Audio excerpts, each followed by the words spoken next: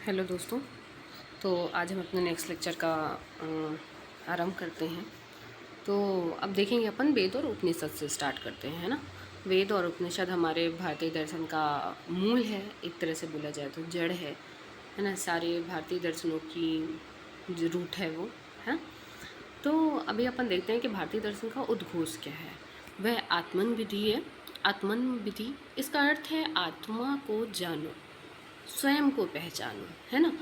हमारा भारतीय दर्शन यही कहता है कि आपको बाहर की दुनिया को देखने की बजाय अगर आप स्वयं को देखते हो, ये आपको बहुत सारे दर्शनों में उसकी लाइंस मिलेंगी कि आप स्वयं को पहचानो। ब्रह्म कहाँ है? ब्रह्म आपके अंदर है ना। अद्वैत पे आप देखोगे। इसके अलावा भी बहुत सारे दार्शनिक जो हैं ये बोलते हैं कि आप खुद को खोजो, है ना। जिस दिन आप खुद को मिल गए तो वही ब्रह्म का साक्षात्कार है। तो यही चीज़ है। अब अपन आगे देखेंगे कि भारतीय दर्शन का उद्घोष क्या हुआ। आत्मविद है, आत्मा को जानो, है ना। ये हमारा भारतीय दर्शन का मेन पॉइंट है।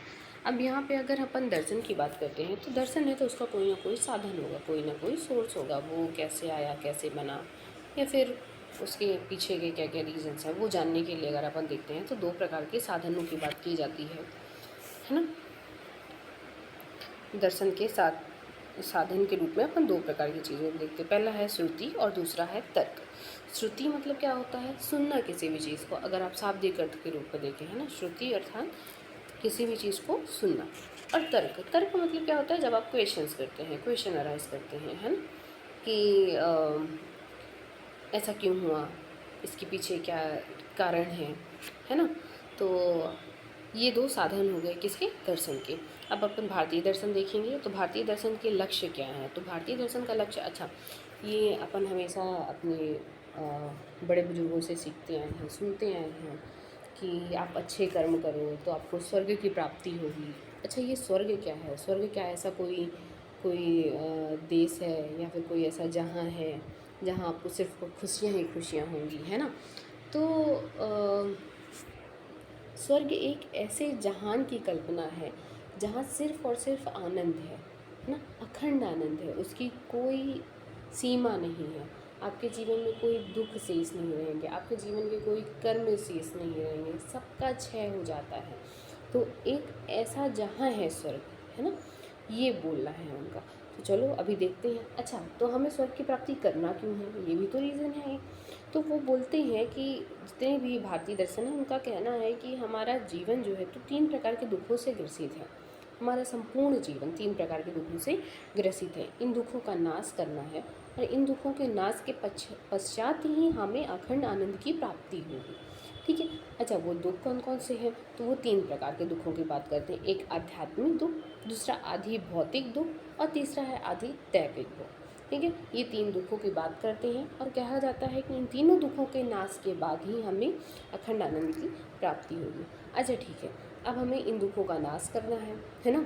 उसके लिए क्या किया जाए, या फिर अखंड आनंद की प्राप्ति के लिए हमें कौन से साधन, कौन से सोर्सेज हैं? तो उसके लिए आप बोलते हैं कि 3 प्रकार के साधन की बात करते हैं लक्ष्य प्राप्ति के। तो वो साधन कौन कौन से हैं, आइए देखते हैं। पहला है श्रवण, दूसरा है मनन, तीसरा है निधिध्यासन। ओके, तो श्रवण का अर्थात क्या हुआ? सॉरी, एक second, sorry for interruption. Okay, हाँ। तो 3 प्रकार के साधन कौन कौन से थे? श्रवण, मनन और निधिध्यासन। ओके, तो श्रवण का अर्थ क्या है? श्रवण का अर्थ श्रुति वाक्यों से होता है, पठन से होता है। श्रुति वाक्य मतलब जो उपनिषद में लिखे हुए हैं या फिर किसी महान व्यक्ति के द्वारा बोले गए हैं, तो वो जब वो चीज़ें हम पढ़ते हैं, वो चीज़ें सुनते हैं, तो वो सब श्रवण के अंतर्गत आती हैं। मनन मतलब ये बौद्धिक चिंतन से है ना, युक्त चिंतन। इसका अर्थ है कि एक सही तरीके से जब उस पर चिंतन किया जाए, ऐसा नहीं कि कुछ भी बोल दिया जाए, है ना। यहाँ पे उलझुल चीज़ों की बातें नहीं हो रही हैं, एक युक्त बौद्धिक चिंतन की बात हो रही है। ये दूसरा है। तीसरा है निधिध्यासन, ध्यान और समाधि से। तो इन तीनों के माध्यम से हम क्या कर सकते हैं? लक्ष्य की प्राप्ति कर सकते हैं। तो इसके लिए अभी के लिए सिर्फ इतना ही, आगे अपन नेक्स्ट लेक्चर में देखेंगे। Thank you guys, please support me. अगर आपको ये लेक्चर पसंद आया तो please like, share, subscribe. Thank you guys.